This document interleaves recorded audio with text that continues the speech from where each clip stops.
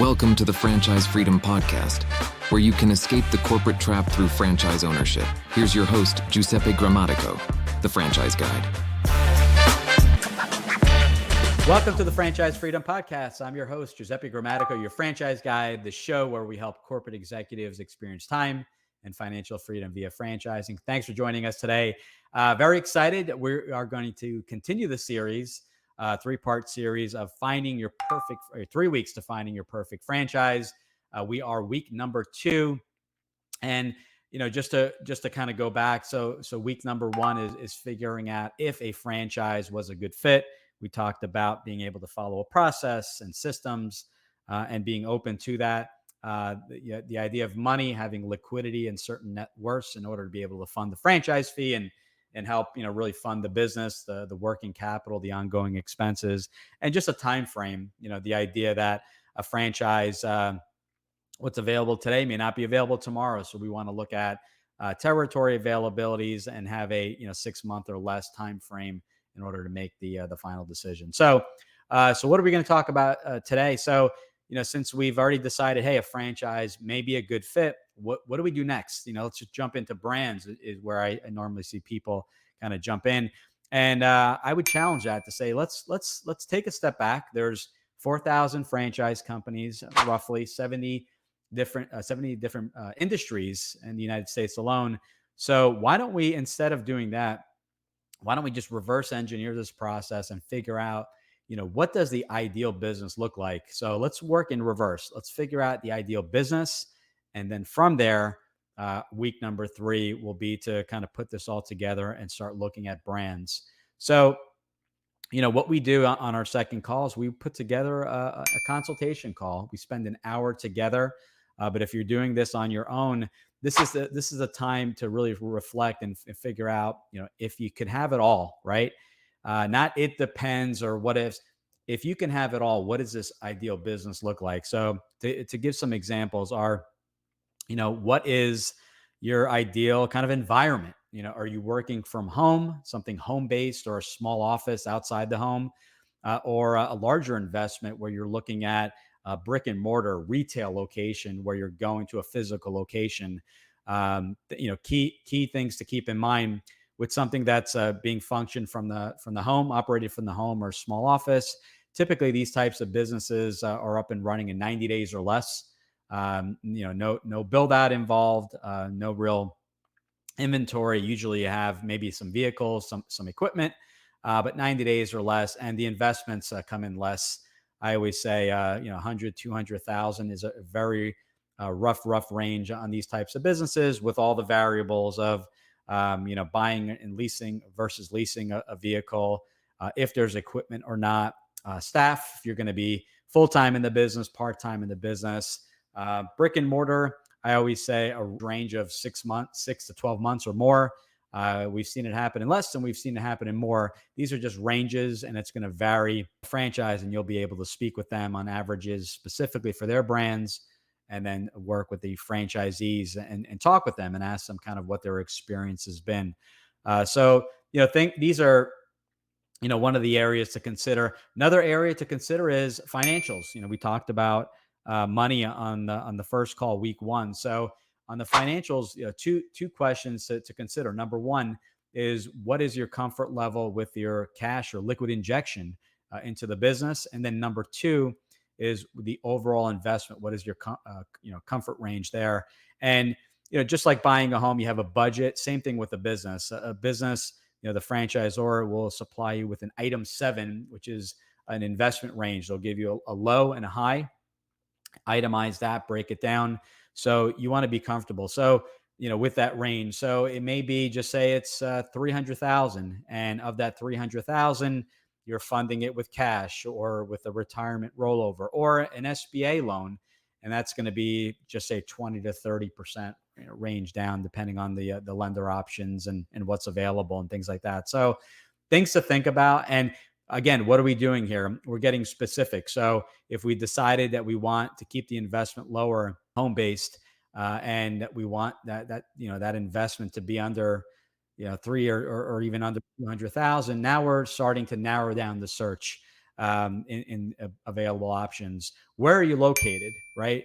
You may be located in Denver, Colorado, and do you want your business to be Denver? Are there other areas? Maybe there's other areas that you visit, have a second home, vacation that you'd like the business to operate in.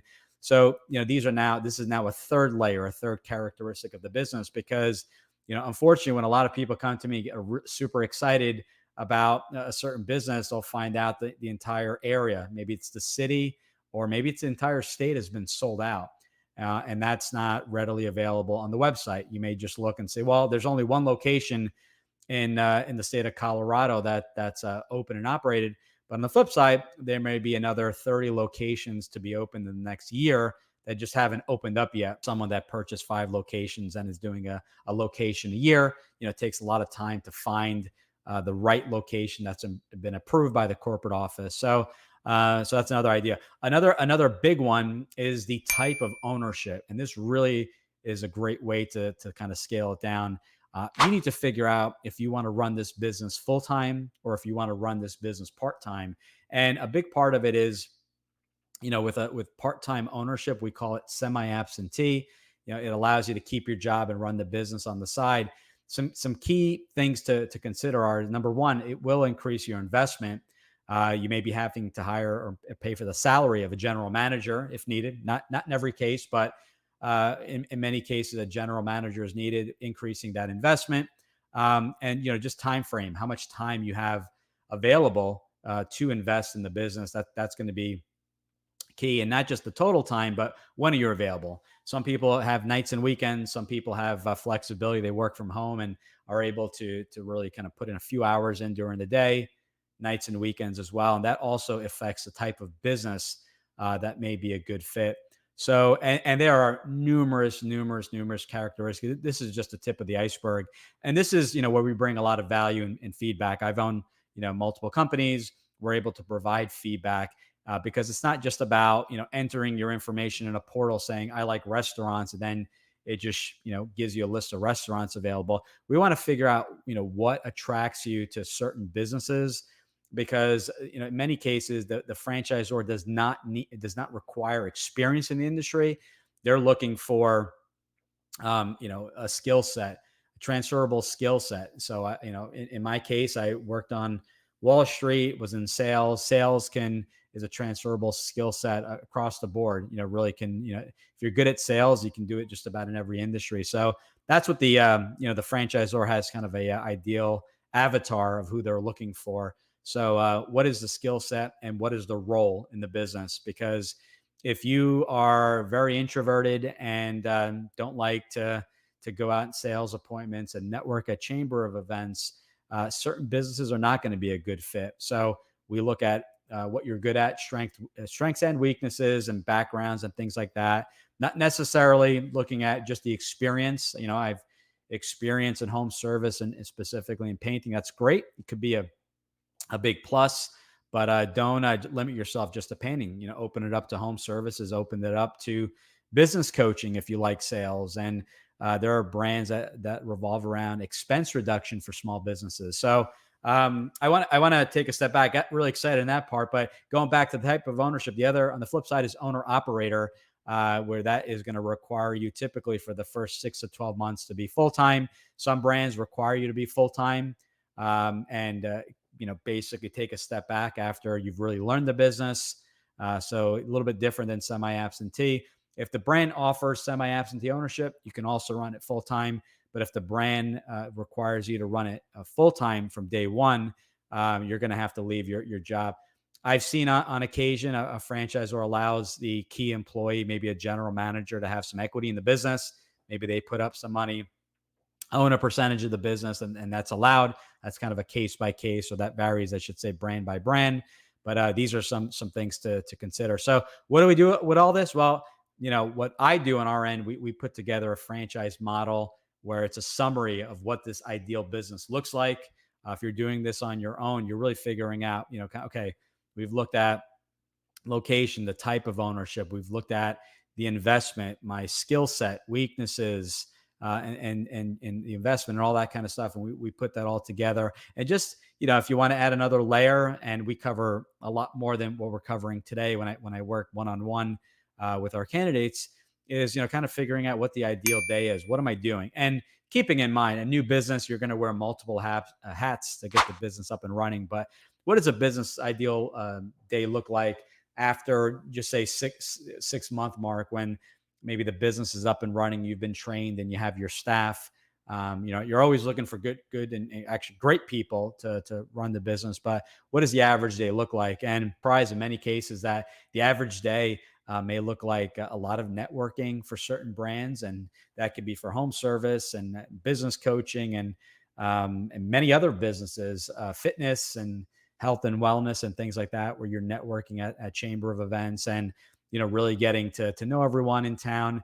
In some cases, the franchisor may have you become the mayor of the town and just get to really know everyone, and you're the go-to for that one, specific product or service. So, by doing this and getting very clear, every time we make a decision on a characteristic, we're able to narrow the funnel down and just say, well, I don't want brick and mortar retail. Well, that may eliminate hypothetically half the franchises out there. And I want to run this semi-absentee.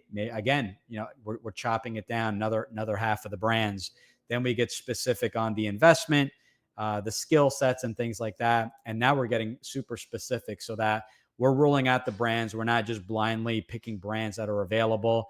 Some of the brands may not have any availability in your market, so you have to be okay with maybe being an hour, from where you live. So the example of Denver, maybe it's an hour away, but which is not ideal. But realistically, you're only traveling in the territory once a week. So getting clear, and that's when you start having conversations with the franchisor. So, getting clear on the ideal business is great.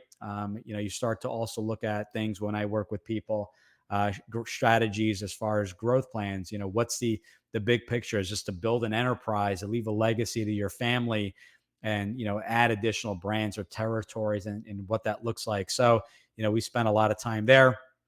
This is just part of what we cover, but this is a great, once you figure out a franchise is a good fit, let's figure out what it looks like. And then from there, we'll figure out, week number 3, the brands and, how to go about in the beginning stages of the due diligence process. So hopefully you found this helpful. This requires, this is where I would spend a lot of time getting ultra specific. And in some cases, you're not certain between a brick and mortar location or home-based service. So you leave it open. Maybe you look at, if ideally you want to narrow it to 3 brands, you look at 1 brand that's brick and mortar and 2 that are service-based. That's okay. But we do need to make some decisions here. The budget, the location, and things like that. In the ideal world, this is required. It's a big investment. It's going to require a lot of your time. So, we're looking at things, I always say the better the match, the more sustainable the business, and the odds of success are going to increase because you have a great brand backing you up. You get a great match in the type of business, get a great match in the role and what you'll be doing. And it won't be a struggle, if you're not doing cold calls when you're introverted and vice versa. So you want to stack as many things in your favor as possible, ultimately creating and hopefully generating the most success of that business and enjoyable. If you're going to spend a majority of your time at work or whatever that time looks like, you want it to be enjoyable, you want it to be fun, and something you look forward to daily. So that wraps up week number 2. Thanks for joining us. We're going to dive into week number 3 in the next call. Next show, we're talking about brands and kind of putting this all together and starting that due diligence process. So thanks again, and we will talk soon. Thanks for tuning in. If you want to learn how to make the transition from corporate to owning your franchise, join Giuseppe on the next episode. You can also follow on all social media platforms and achieve financial and time freedom today.